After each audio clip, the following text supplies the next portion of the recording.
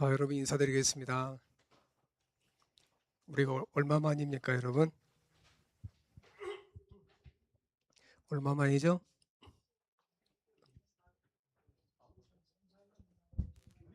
네, 그러니까 아마 지금 우리 장로님은 한 6개월 만이고, 그죠? 얼마나 와서 화폐를 그냥 들었다 놨다 했는지 제가 그날 잠을 못 잤습니다. 충격을 받아서. 그다음에 우리 성도님들은 제 기억에 음, 근한 한, 한 7년 만에 뵌 것 같다는 생각이 들어요, 보니까. 그러니까 그 전이었으니까 꽤 오래되었던 것 같아요. 그죠? 오랜만에 뵙게 돼서 반갑습니다. 최근에 그 실은 제가 축구를 과거에 좋아했으나 지금 월드컵을 보지는 않았습니다. 그런데 그 뉴스를 보니까 그 한국의 월드컵이 뭐 이렇게 그 예선 탈락해서 정말로 많은 비난이 감독에게 쏟아지고 있더라고요, 보니까. 듣지 않으니까 감독이 또 한국에서 미국으로 갔다면서요, 모자 쓰고. 사실 그 공동체라고 하는 것, 국가가 되었던 교회가 되었던 학교가 되었던 뭐가 되었던 공동체라고 하는 것은 코치나 감독이 대단히 중요해요. 그런데 제가 지금 오늘 한 9시 한 40분쯤 와서 이렇게 보니까 제가 한 7년 전에 왔을 때 순천 찬빛교회하고 지금은 약간 다른 게 있어요. 훨씬 밝아진 것 같아요. 이것은 내부에 계신 분들은 잘 알지는 못해요. 그러니까 외부에서 전혀 다른 환경 가운데 있었던 사람들이 해당 공동체나 공간 속에 들어가서 느끼는 감정인데 한 7년 전에 비해서 걔가 훨씬 더 밝아졌다는 느낌. 그래서 이게 교인들이 원래 밝아서 그럴 수 있지만 지도자의 역할도 없지 않아 있어요. 그래서 제 느낌에 교회에서 우리 지승천 목사님을 강력하게 요청한 이유가 여기 있었구나 그런 생각도 들어오면서 5분 사이에 하게 되었습니다. 예. 아멘 하신 분은 복 받으시기 바랍니다. 그, 그 최근에 저희가 갖고 있는 여러 그 생각의 조각들이 있어요. 근데 생각의 조각들 가운데에서 다급한 게 하나 있는데 그게 뭐냐면 우리 신앙 공동체의 시간이에요. 잡을 수도 없고 돌이킬 수도 없고. 제가 지금 합회에 들어온 지 한 7개월 남짓 되었는데 그 전에 있던 교회에서 이렇게 섬기다 보면 저 집사님은 늙지 않았으면 좋겠다고 하는 분들이 간혹 있어요. 그러니까 너무 아까운 거예요. 옆에 계신 분은 늙어도 괜찮은데 더 집사님은 늙지 않았으면 저 장로님은 지금처럼 아프지 않고 건강했으면 그런 생각이 강하게 들 때가 있어요. 그것은 그가 가지고 있는 사회적 지위나 그가 갖고 있는 지성의 문제가 아니고 그가 보이는 신자로서의 태도에 대한 부분이거든요. 아마 그 모든 신앙 공동체에 그런 것들이 있는데 그런 생각이 들고 동시에 또 우리 보니까 새별이가 저를 보고 여기서 막 해주는데 고맙더라고요. 저희 집에 첫째가 아들이고 둘째가 아들이고 셋째가 아들인데 여기는 요 둘째 아이가 저한테 막 손도 흔들어 주니까 속으로 저것이 나를 어떻게 알아서 손을 흔들어 주지 하면서 굉장히 반갑고 고맙더라고요. 제 마음에 이게. 그래서 참 깨끗한 마음을 갖고 있는 요 아이들 실은 금방 자라거든요. 금방 자라요. 시간이에요. 그래서 다른 것들이 아닌 시간에 대한 긴박함, 그런 긴장감을 실은 저는 갖고 많이 살아요. 재정도 아니고 다른 것도 아니고. 그래서 우리에게는 많은 시간을 갖고 있지 않아요.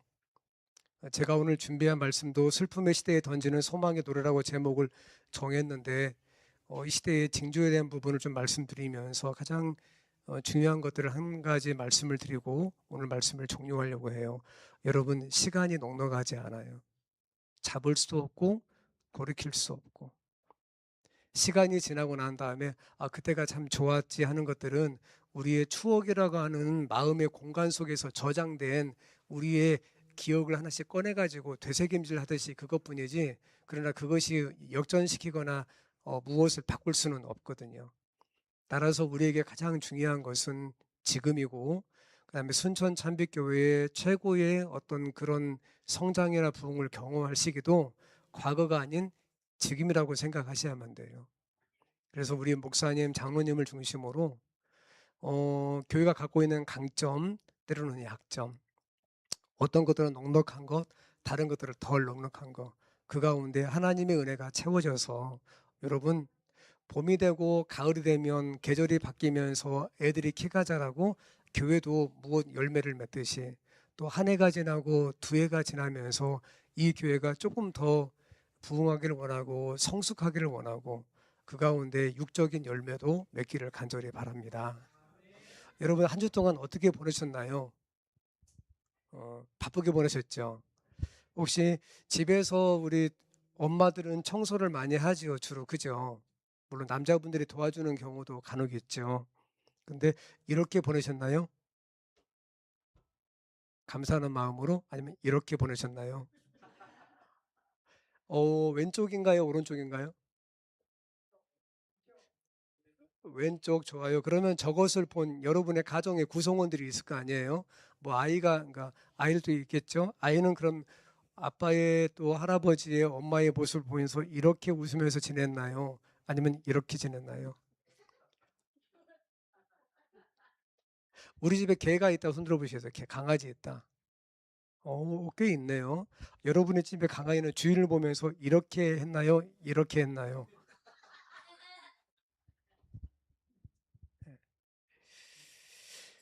어, 가정의 모습이 그러니까 자그마한 공간이잖아요. 뭐 20평, 30평, 40평 자그마한 공간 속에서 대부분의 우리가 시간을 보내요.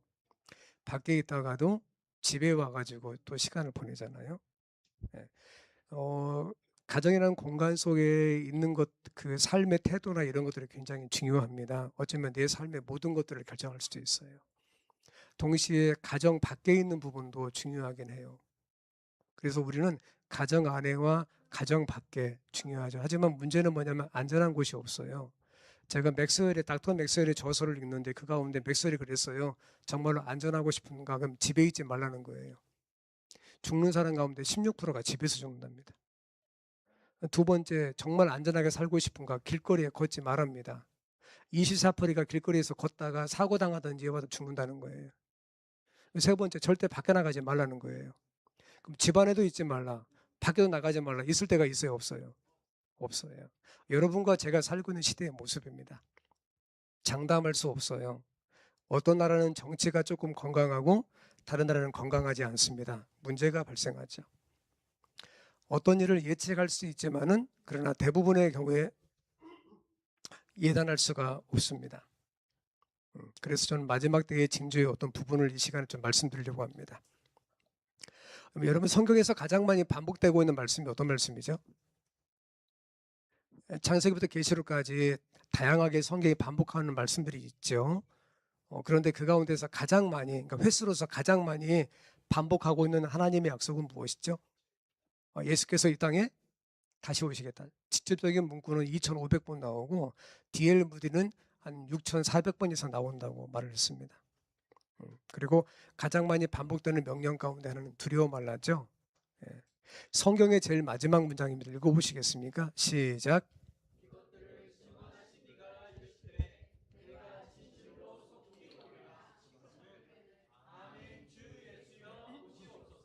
예, 성경의 마지막 사도, 마지막 기자 사도 요한입니다. 그가 요한복음을 기록하고 요한 1, 2, 3서를 기록하고 난 이후에 마지막으로 기록한 책이 요한계시록입니다. 이것들을 증언하신 이가 말씀하시기를 내가 진실로 어떻게 오겠다? 속히 오겠다. 성경은 예수님의 재림에 대한 기록들로 가득합니다. 근데 사람들이 생각보다 예수님의 재림을 기다리진 않아요. 왜냐하면 우리가 직면한 현재의 내가 바라보고 있는 삶의 문제가 너무나 크다 보면 다른 것들을 보지 못하는 경우도 있거든요. 그렇잖아요. 그죠? 한 번은 제가 길을 가면서 골똘하게 어떤 생각을 하고 이렇게 지나간 적이 있었어요. 근데 저쪽에서 길거리에 다른 사람이 왔나 봐요. 저는 기억 못 하는데. 그래, 제 생각에 몰두해서 갔더니 그분이 저를 보고 인사를 했는데 제가 그것도 기억하지 못했나 봐요. 그리고 집에 가서 그랬대요. 권 목사가 자기 보고 알아보지도 않는다고 기분 나쁘다고. 그게 소리를 돌고 돌고 돌아서 저한테 왔어요. 이상하다, 내가 저분을 만난 적이 없는데 하고 기억해 보니까 그날 내가 그 길을 지나간 것이 맞는 거예요. 그런 경우 가끔 있어요, 없어요? 있어요. 막 저기 요리할 때 너무나 막 다급하면은 손가락에 한쪽에 주걱 들고 주걱 찾는 경우 있어요, 없어요? 그렇죠. 간혹 있어요. 물론 반복되면 치매겠죠. 예. 이 세상에 예수님의 재림을 알리는 징조가 가득해요. 우리가 다른 것에 몰두하다 보니까 예수님의 재림에 대한 걸 놓치는 경우가 한두 번이 아니에요. 지금 보시는 이것은 인도인데요. 지난 5월 말에 50도가 넘어요. 많은 사람이 죽었습니다. 한 번은 제가 뉴스 보니까 어린아이가 밖에 나갔다가 너무나 세멘트 바닥이 뜨거워가지고 막 우니까 부모가 나가서 아이를 낚아채더라고요. 보니까 발바닥이 된 거예요. 예. 동일한 인도인데 남쪽은, 그러니까 저기 인도의 북쪽은 뜨거워서 사람이 죽어나가고 남쪽은 비가 많이 와서 죽었다고 합니다. 그 미국과 유럽은 사우나의 온도가 40도 이상을 법적으로 올릴 수가 없습니다. 한국은 몇 도까지 올린지 아세요? 혹시 목욕탕 가보신 분? 네? 몇 도? 한국은? 한국은요, 법적으로 44도 이상을 올릴 수 없어요. 법적으로 불가능해요. 네. 만약에 44도가 넘어가면 때가 부는 게 아니고 삶아진답니다. 45도부터는 화상을 입어요, 사람이. 50도를 넘으면 1분 안에 화상을 입고요. 60도가 넘으면 1초 안에 화상을 입어요. 그러니까 60도가 넘을 경우에 내가 잠깐 짠 하고 밖에 저기 햇빛이나 이런 데 노출됐다가 들어오잖아. 1초면 눈 깜빡할 사이잖아요. 그때부터 화상을 입게 돼요. 근데 이란의 루트 사막은 최근에 80.3도예요. 나갈 수 있어요, 없어요? 없어요. 살 수가 없어요. 아프리카의 말리는 47도. 그리고 최근에 가장 이슈가 되는 게 유럽이죠. 너무나 뜨거워서 통제가 불가능하다는 것. 여러분, 정수기의 물이 몇 도인지 아세요? 그 뜨거운 물이 있잖아요. 정수기에서 그 컵라면 끓여 먹을 때 나오는 물 있죠. 그게 몇 도죠? 그거 80도입니다. 근데 정수기가 뜨거워요? 이게 뜨거워요? 아시겠죠? 동물도 마찬가지예요. 사람보다 체온이 높아요, 동물이.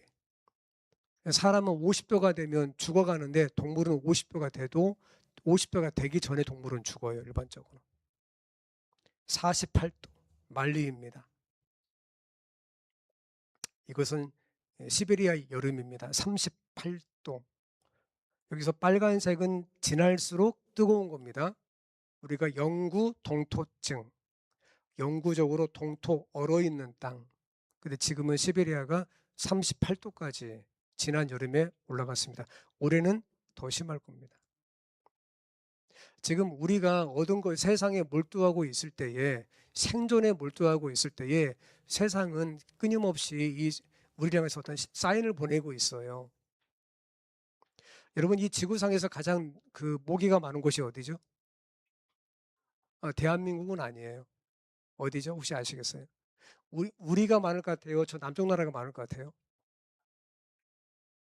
꼭 그렇지는 않아요. 지구상에서 지금 가장 모기가 많은 곳이 여기예요. 시베리아입니다. 봐보시겠어요? 제가 여기 그 영상인데 그 소리는 중요하지 않으니까 그냥 봐보세요, 한번. 다 모기예요.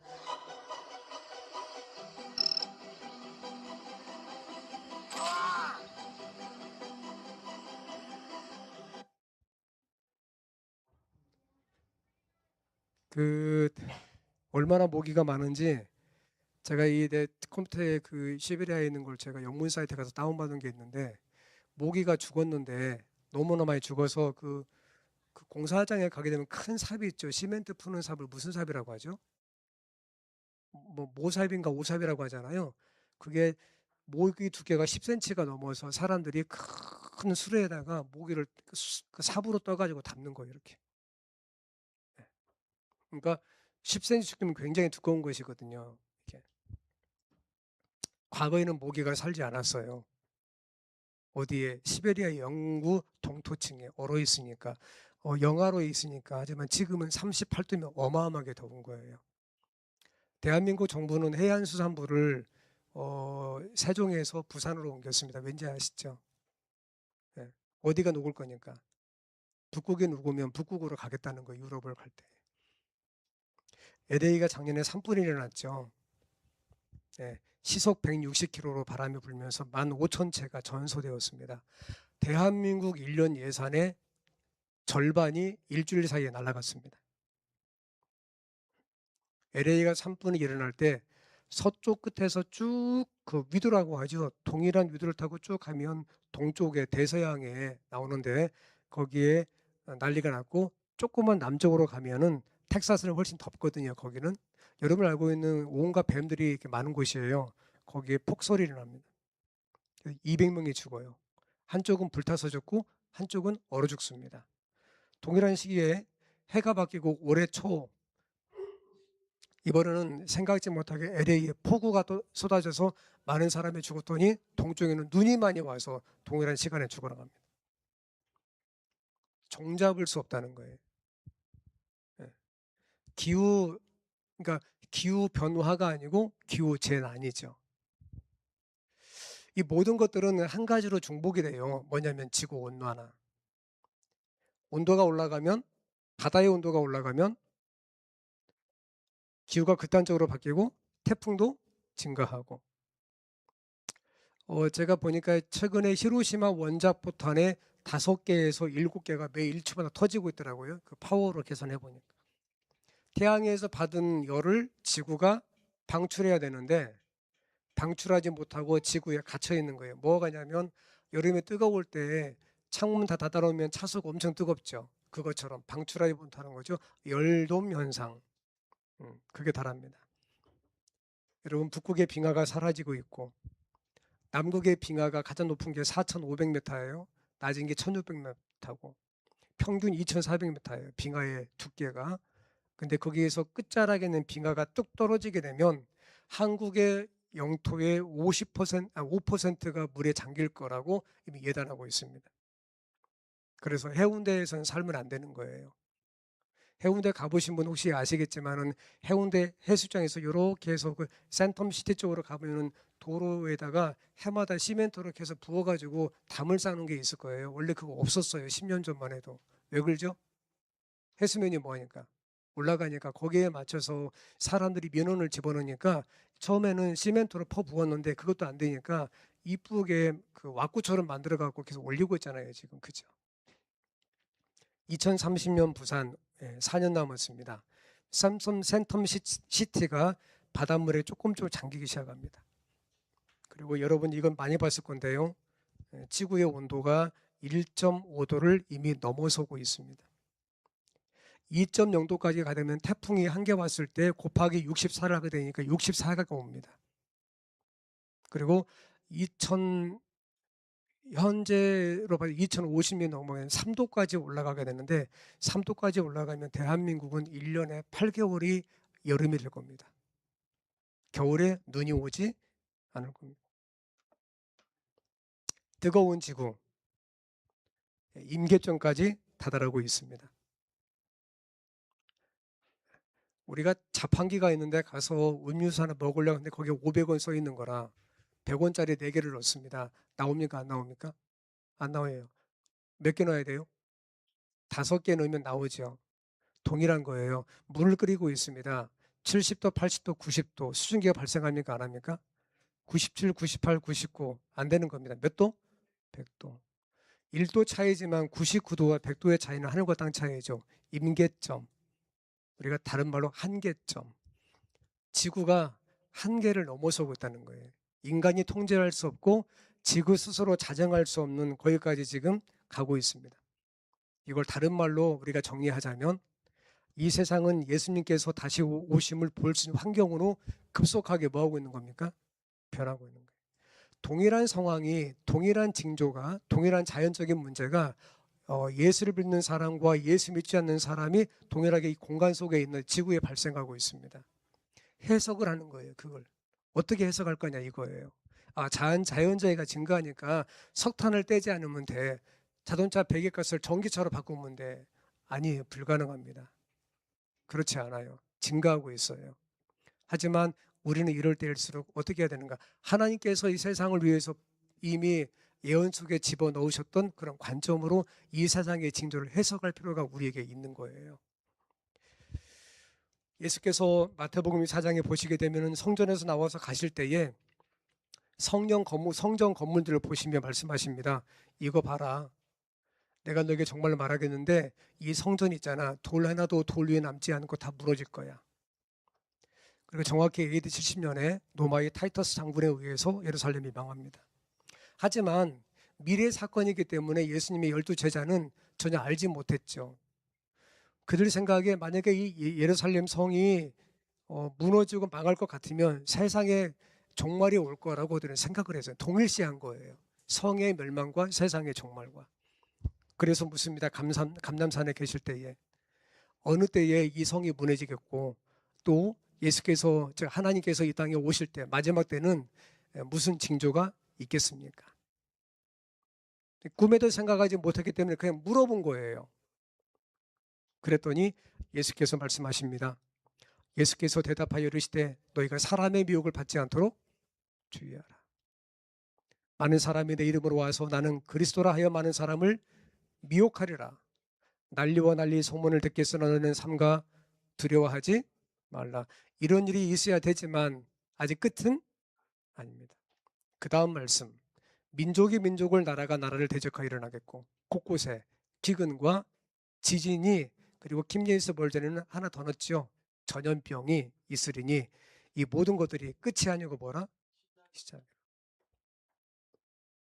사람들은 그래요. 많은 징조가 재난이 오게 되면 왜 우리가 사는 세상에 이런 문제가 발생하는가? 하나님의 관점에서 해석하자면 사인을 보내는 거예요. 예수께서 오실 때가 다 되었다는 거예요. 성경의 사복음서의 11개의 징조 가운데 7개가 마태복음에 나와요.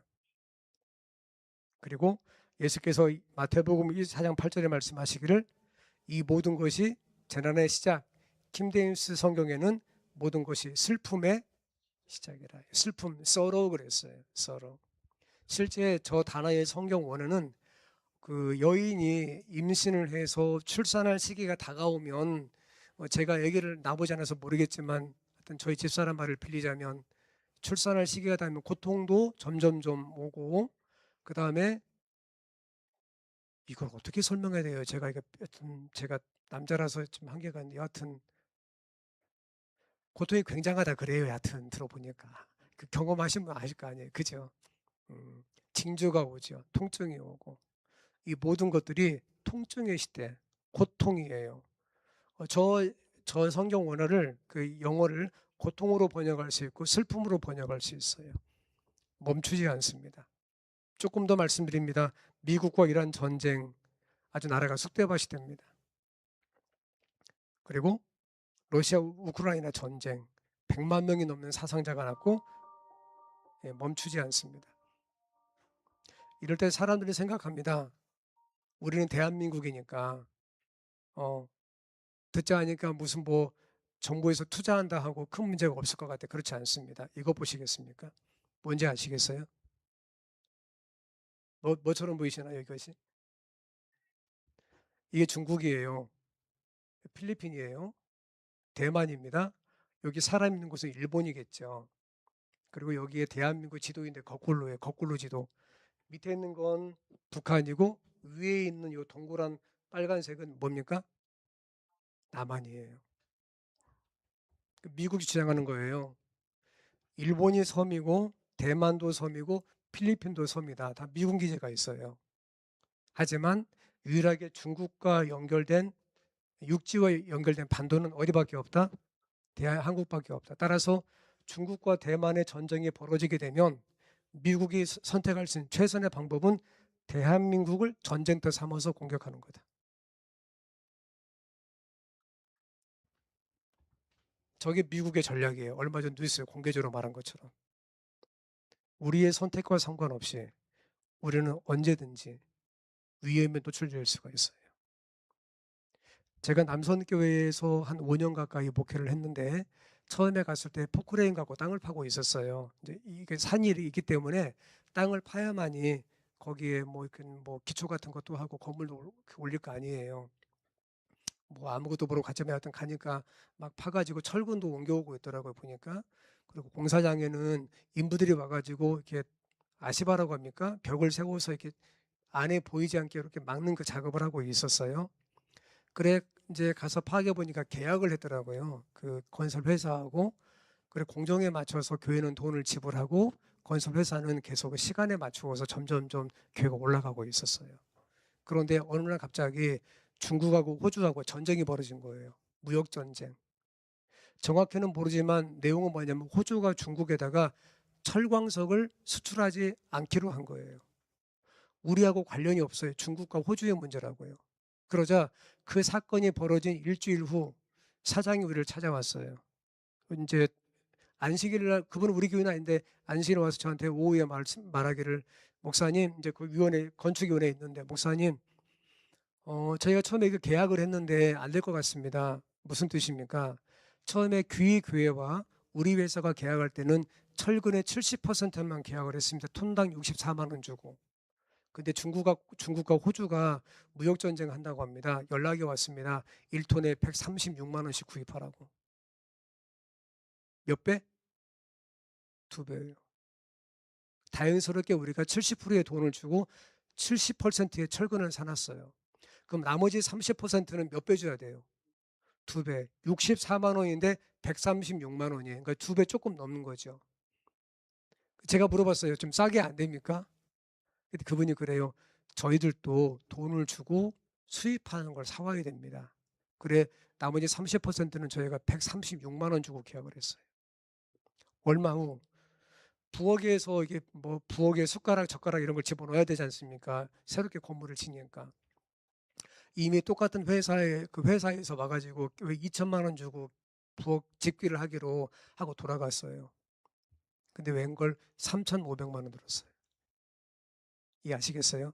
철근값이 오르니까 모든 게 오른 거예요. 교회가 굉장히 많은 헌금을 추가적으로 할 수밖에 없는 문제가 발생한 거예요.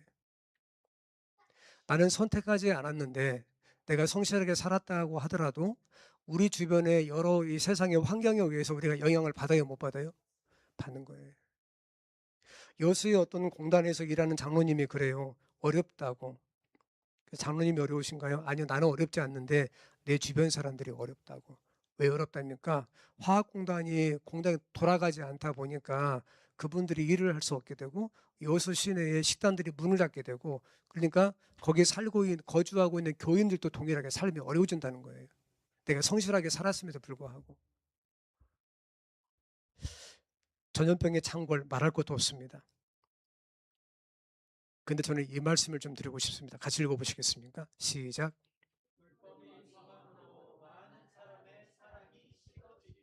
7개의 징조 가운데 하나입니다. 산소가 부족하면 4분 만에 죽고, 물이 1%만 부족해도 갈증을 느끼고, 3%가 부족하면 머리가 아프고요. 그리고 칼륨이 부족하면 심장마비가 오고, 비타민 D가 부족하면 뼈가 부러집니다. 그럼 사랑이 부족하면 어떻게 해야 돼요? 비타민 D가 부족하면 비타민 D 주사를 맞으면 돼요. 물이 부족하면 이거 마시면 되거든요. 산소가 부족하면 산소통을 가져오면 돼요. 사랑이 부족하면 어떻게 해야 돼요? 사랑이 부족하면 부족한 사람의 특징은 다른 사랑을 대상을 찾습니다. 불법의 성함으로 사랑이 식어지고 사랑이 부족하게 되는 거니까 사람들이 대상을 찾아요.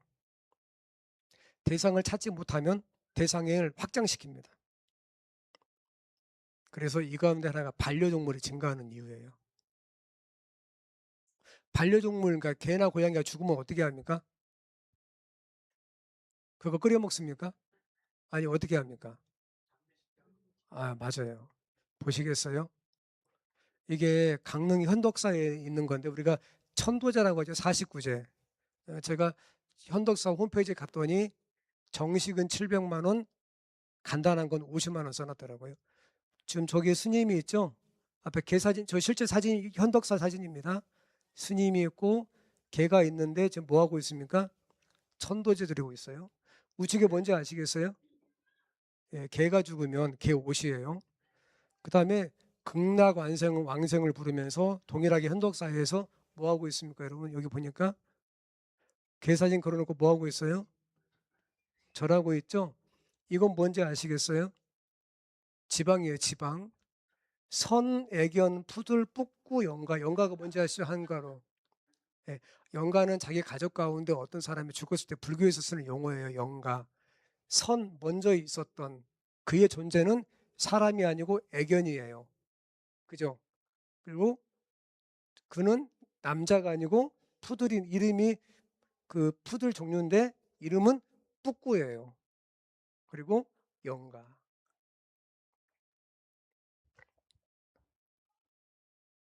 뭐가 문제예요, 여러분? 환장하시겠어요? 빨간 글씨 읽어봅니다. 시작.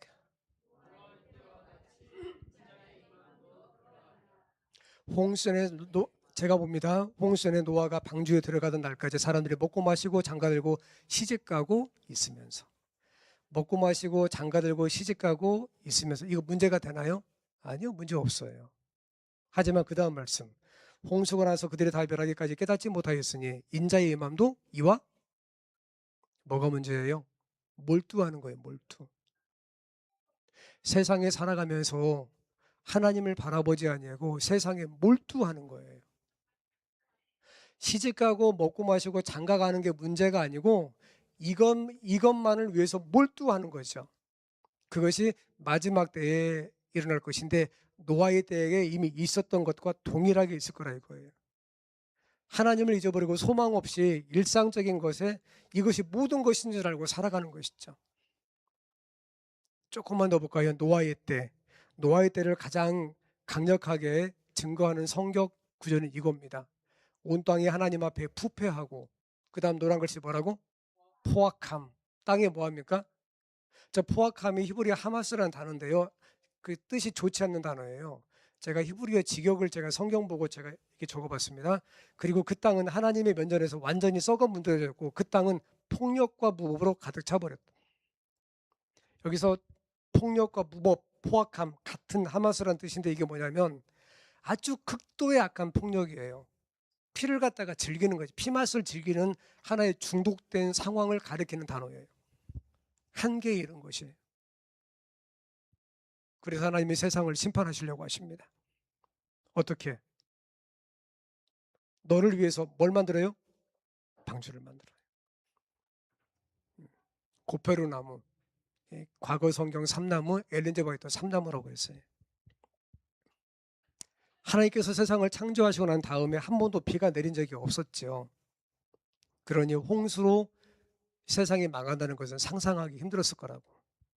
하지만 노아가 하나님으로부터 그 시대의 징조를 보고 기회를 받고 방주를 만들면서 복음을 증거하기 시작합니다. 아마 산 위에 터를 잡았을 거라고 저렇게.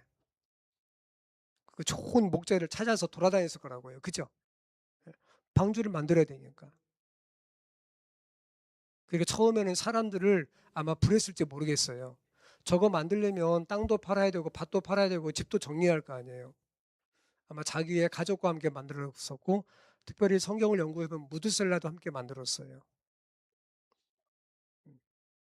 그리고 특별히 무드셀라도 함께 만들었지만 저 홍수의 기회를 최초에 받은 사람은 에녹입니다. 다시 말씀드리면 노아만 방주의 기회를 들은 것은 아닙니다.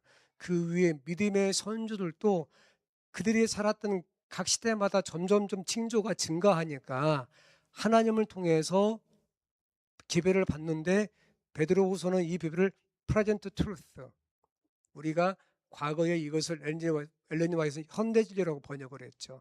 그 시대를 위한 하나님의 진리들. 그리고 마지막 바톤을 이어받은 사람이 노아예요. 방주를 짓습니다. 소문이 퍼져요. 산 저 위에다가 노아가 정신 나간 것처럼 이렇게 방주를 짓는다고. 사람들이 묻습니다. 뭐 하는 짓이에요? 배를 만든다고? 바다에서 만들어야죠. 비가 온다고? 터무니없는 소리. 왜 이렇게 크게 만들어요? 세상에 다 들어가겠네. 하나님이 뭐 비를 내리신다고요? 말도 안 되는 소리. 아마 노아가 이렇게 말했을지 모릅니다. 여러분, 하나님의 세상을 가득 채운 죄를 없애려고 하십니다. 다른 곳으로 안 되니까 이걸 만드시려고 하셨고, 이 방주는 하나님의 심판날에 유일한 피난처가 될 것입니다. 그래 제가 배를 만들고 있습니다. 어떤 사람들은 노아가 미쳤다고 생각할 수 있습니다. 영감의 기별은 이렇게 말합니다. 하나님께서는 모든 사람이 회개하고 당신에게 돌아올 수 있는 기회를 주셨다. 우리가 이것을 다른 말로 은혜의 시기라고 합니다. 그러나 그들은 노아의 전도를 믿지 않았다. 그들은 그의 경고를 조롱하며 또한 마른 땅에서 거대한 배를 만든다고 비웃었다. 여러분과 제가 살고 있는 시대예요. 한번 둘러보세요. 예수 믿으라고 하면 당신을 믿으라고 말하고, 세상의 마지막 때가 오면 과거로 커버할 수 있다고 말을 하고,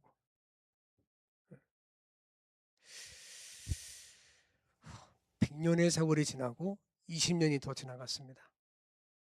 그리고 여러분 그 부조와 선지자 읽어보신 분은 아시겠지만은 그 망치 소리 하나하나가 사람들에게 설교가 되었다는 유명한 엘렌 지 화이트 문장도 우리가 기억하고 있지 않습니까? 노아가 호소합니다. 여러분, 은혜의 시기가 끝나갑니다. 짐승들이 방주에 들어가고 있는 게 보이십니까? 어떻게 저들이 들어갑니까? 이거 하나님의 섭리입니다. 그러니 방주문이 닫히기 전에 저들과 함께 우리도 들어가십시다. 들어가요, 안 들어가요? 안 들어가요. 그래 마지막 노아가 들어가고, 노아가 문을 닫은 게 아니에요. 영감의 기별 보세요. 하나님의 전사가 문을 닫아요. 그리고 비가 떨어집니다. 7일 후에 한 방울, 두 방울. 그리고 세상에 몰두했던 사람들의 정신이 깨어나기 시작합니다. 영광의 기별은 많은 사람들이 방주가 있는 산을 향해서 막 달려갔다고 했어요. 어떤 사람은 방주에 자기 몸 묶었다고 말하고 있고요. 그것도 안 되는 사람은 높은 산까지 올라갔다고 했죠. 이렇게 말합니다. 하지만 저 사건의 제일 마지막을 성경은 이렇게 정리합니다. 지면의 모든 생물을 쓸어버리시니 곧 사람과 가축과 기는 것과 공중의 새까지라. 이런 땅에서 쓸어버림을 당하였을 때 오직 노아와 그와 함께 방주에 있던 자들만 뭐였더라? 남았더라. 여기에서 우리가 재림교회 정체성을 찾죠. 렘넌트, 남은 무리. 그리고 저것은 계시록 12장 17절까지 계속 성경절을 타고 마치 빨래줄 건너가듯이 이어집니다. 성경 말씀 보면 용이 분노하여 돌아가서 그 여자의 남은 자손, 렘넌트, 남은 자. 시간이 벌써 50분 됐네요. 제가 말씀을 마칠 것 같습니다. 여러분, 제가 오늘 여러분과 함께 나누고 싶은 얘기의 가장 주안점은 무엇이냐면, 우리가 세상에서 성실하게 살아가는 것 당연하고 예수 믿는 사람들이 부지런하게 살아가는 것 당연한데, 날마다 우리의 시선을 하나님을 향해서 고정시키고 살아가야 한다는 것입니다. 여러분, 성경은 계속해서 시간에 대한 우리한테 압박감을 줍니다. 남은 때가 없다는 둥, 지체하지 아니하겠다는 둥. 맞는 말씀입니다. 우리의 개인적인 인생의 시간이 다 같지 않지 않습니까? 심장이 하루에 10만 번을 뛰어요. 동시에 머리카락도 숫자가 10만 개입니다. 대략 10만 개, 10만 개예요. 하지만 어떤 사람은 9만 번을 뛸 것이고 어떤 사람은 더 뛸 수 있지 않겠습니까? 그런데 모든 사람의 수명이 동일하지 않아요. 오늘 따라서 우리가 개인적인 은혜의 시기를 살아가고 있으면서 세상 역사의 마지막에 은혜의 기간 가운데 우리가 속해 있다고요. 다행인 것은 하나님께서 아직도 우리를 부르신다는 것이고, 여러분 한 사람 한 사람을 통해서 여러분과 가장 가까이 있는 사람들에게 마치 방주를 짓듯이 우리의 몸짓과 우리의 행동, 우리의 말과 우리의 삶의 모습들, 이런 것들이 마치 노아의 망치 소리처럼 하나님의 설교로서 증언되고 증거되고 있다는 것 아닙니까? 여러분, 올해는 굉장히 심할 겁니다. 그리고 내년은 더 심할 거고요. 제가 말씀을 준비하면서 이것과 관련한 여러 제가 외국 사이트를 좀 뒤져보니까 하나같이 수치가 한 곳을 향하고 있더라고요. 하강이 아니고 다 상승이에요. 그리고 특별히 여러분이 알고 있는 그 컴퓨터의 유명한 회사의 그 MS의 빌 게이츠가 쓴 그 책의 결론은 뭐냐면 사람이 해결할 수 없다. 그러니까 7년간 연구하고 썼지 않습니까? 같이 있습니다. 시작.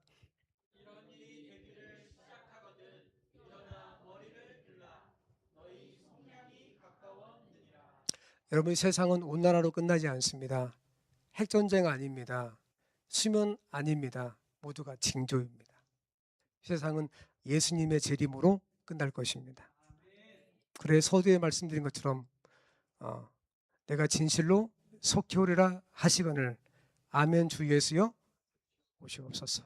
누가복음은 징조의 마지막에 예수께서 말씀하시기를 이런 일이 되기를 시작하거든 너희 무엇을 들라고요? 머리를 들라. 그리고 너희 속량이 뭐였다고요? 가까웠다고요. 하나님께서 순천 참백교회에서 신앙 공동체를 형성하고 우리 목사님과 또 장로님과 함께 여기에서 강점을 살리고 약점을 보완해가는 모든 성도님들 여러분 날마다 마치 코람되고 내가 하나님 앞에 서 있는 것처럼 그렇게 살아가시기를 간절히 바랍니다. 하나님께서 여러분 각자에게 은혜를 더하시기를 간절히 원하고 저도 저에게 주어진 길지 않은 합회에서 봉사할 수 있는 기간 동안에 여러분의 교회와 호남에 있는 공동체를 위해서 참 성실하게 대하고 기도하겠습니다. 성도 여러분 고개를 드십시오. 그리고 하나님을 바라보십시오. 징조로 끝나지 않습니다. 징조에 대한 여러 마음의 온도가 달라지게 되고 그런 말미암아 위기의식을 느끼지만 세상의 끝은 예수님의 재림으로 끝납니다. 그 믿음 가운데에서 십자가의 보혈의 공로를 의지하고 너희가 그 은혜에 의하여 믿음으로 말미암아 구원을 얻었나니 그 믿음 가운데 살아가시기를 바라면서 말씀을 드리겠습니다. 헌금 봉헌 시간입니다. 로마서